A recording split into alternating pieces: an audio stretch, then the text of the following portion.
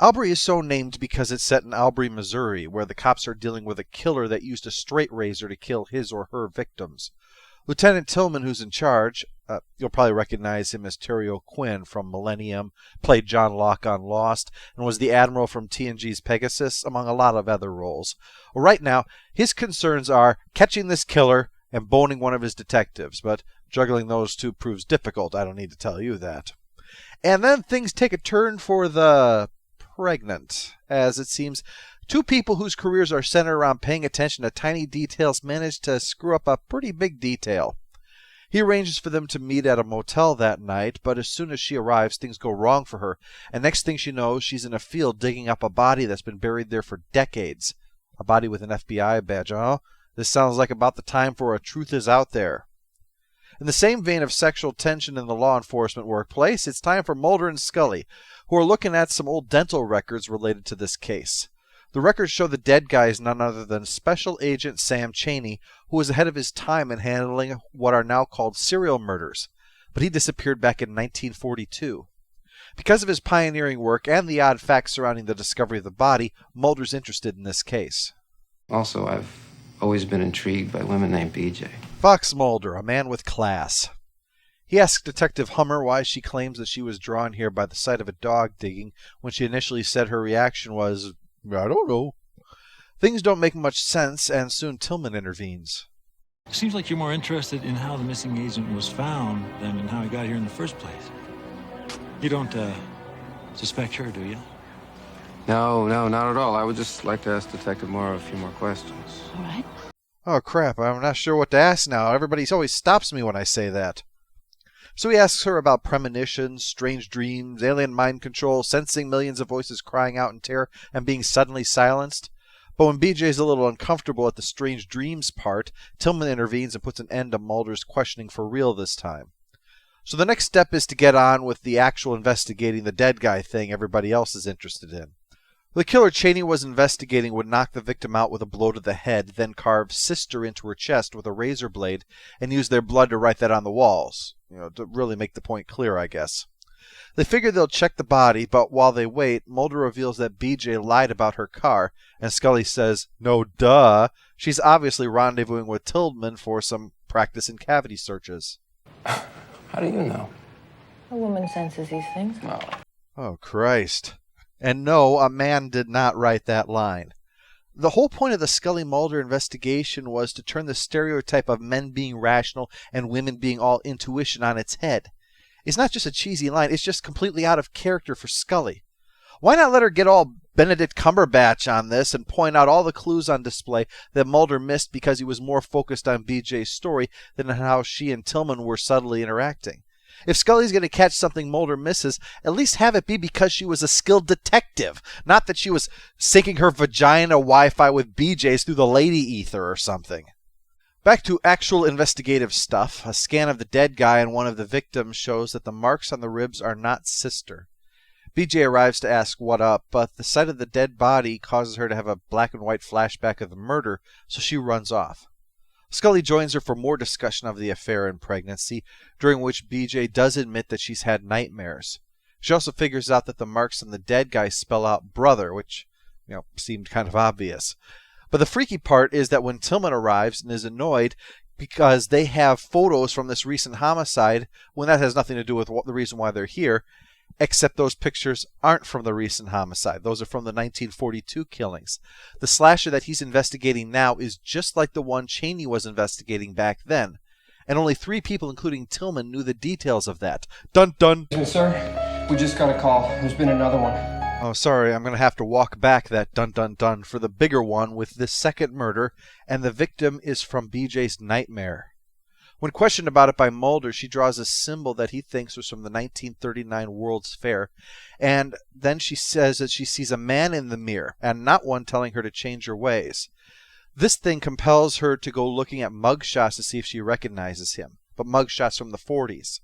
But she recognizes a man, Harry Coakley, so based on that rock-solid evidence of man I saw in my dream, Mulder and Scully go to visit him. Actual real evidence is found in Coakley's file. He was arrested for rape and attempted murder of a woman when he carved sister into her chest, for which he served 8 years because I guess the cops just assumed that carving into someone's torso like two lovers with a tree trunk was just a spur-of-the-moment one-time thing. Scully's explanation for what's happened is that BJ's father was a cop, so she probably saw some of the work that he did when she was little, forgot about it, and then subconsciously put the pieces together. I mean, a hunch? Yeah, something like that. Well, that's a pretty extreme hunch. Yeah, how ridiculous. So, what's your rational theory, Mulder? Should be good. Probably Sasquatch as an informant, communication from a parallel dimension, or how about certain planetary alignments turns a pregnant woman's cervix into a dowsing rod? Well, the actual theory will prove to be about on par with any of those. They arrive and find the 77-year-old suspect, who doesn't look a day over 90. Can you tell me where you were about 8:35 p.m. 2 nights ago, Mr. Coakley? The guy looks like you found him in a sarcophagus. You think he brutally murdered someone 2 nights ago? The question, where were you 2 nights ago, looks like it might be a possibly insurmountable challenge for him. But nevertheless, BJ's nightmares continue, and when she awakens, sister is carved into her chest. Damn, I thought my wife was a heavy sleeper, and she once slept through a train derailment. Literally. She then spots Coakley, the young Coakley, next to her in the mirror, and then flashes back to another incident of him disposing of a body. Next thing you know, she's prying up somebody's floorboards with a crowbar, but sure enough, inside is another body. Wow, it's like she's on the weirdest game show ever. So they naturally go and pick up Coakley and start questioning him about his whereabouts the night before, despite how ridiculous this entire thing seems. Except Scully shows up with evidence that Coakley's blood is under her nails. That's weird. So they figure now's the time to see the surviving victim. She says that during the trial, the explanation for his being all messed up was that he had 5 sisters, so whenever anything went wrong, the father would brutally punish him. So he took it out on all these little sisters, and presumably not to get the atom for plasmids and gene tonics. She doesn't want to admit it, but Coakley got her pregnant. She admits that she had to put the baby up for adoption. She couldn't live with having, that child around. But she does have the address behind an old picture frame because, hey, where else would you put it? Scully figures that, odd as the situation seems, it's likely that Coakley attacked BJ, and in her traumatic state, she just remembers it as the younger man. But this is Mulder, so we'll trump your odd with batshit crazy. Well, on a basic cellular level, we're the sum total of all our ancestors' biological matter. No, not unless you ate them, Mulder. It's genetic memory, Scully. Let's let Mulder explain. There are countless stories of twins who were separated at birth, who end up in the same occupation, marrying the same kind of people, each naming their child Waldo. Now that kind of story is true, I grant you. I found it on odd.com, sharing the page with such examples as a man who was shot at survived and the bullet lodged into a tree. Long after he was taking the tree down, what was so huge he used dynamite, which propelled the bullet out of the tree into his head, finally killing him decades after it was originally fired at his head.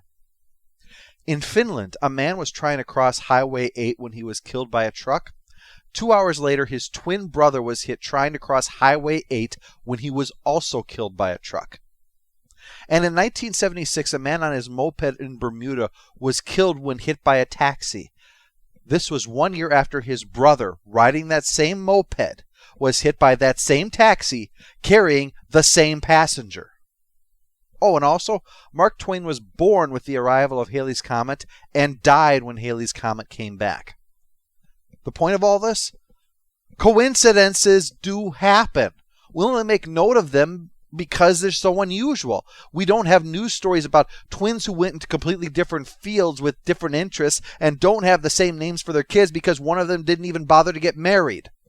But Mulder uses this to believe that we carry memories of ancestors, and this will be the foundation for what is, even for the X-Files, a goddamn stupid idea.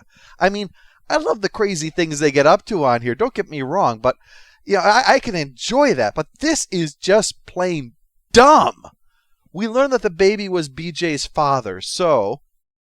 She's responsible for the murders. Yes. I would have bought it if you tried some kind of out-of-body possessing her thing. It's absurd, but it's the kind of absurd that's up the X-Files alley. But that being a serial killer is not only genetic, but the specific techniques of that serial killer, the specific experiences of that killer, The precise compulsions, the elimination of self, and allowing this total takeover. At least the other crazy shit deals with fringe kookiness, but genetics, it would literally make more sense if eating the heart of your enemy gave you their power.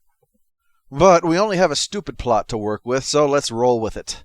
BJ gets ready to finish the old lady off for good, but after the commercial we see that she didn't go through with it, and Mulder figures she'll go after Coakley. And of course, Mulder is right, because one of his crazy theories is involved, so of course, she's there and attacks Coakley with a straight razor and knocks Mulder into a daze with the oxygen tank. But before she can reenact the murder of Cheney, well, Coakley dies. And suddenly she's all fine now because, her genes have been satisfied, I guess. I could get into an explanation of why this might have happened, but an idea this moronic does not deserve to be defended. Scully gives the bullshit closing explanation of trying to justify it with science, and that BJ is feared to want to try to abort her baby in prison. Always awesome to end on a positive note like that. And a woman in prison because she murdered against her will because our genes are just effed up. Good job.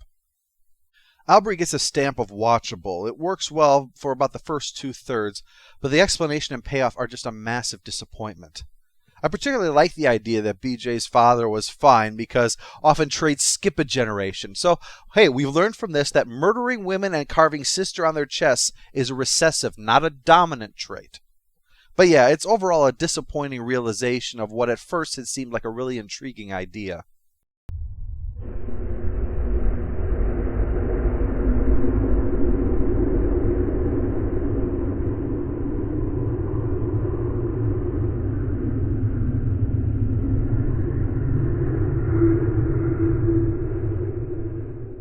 What if I like sunflower seeds because I'm genetically predisposed to liking them?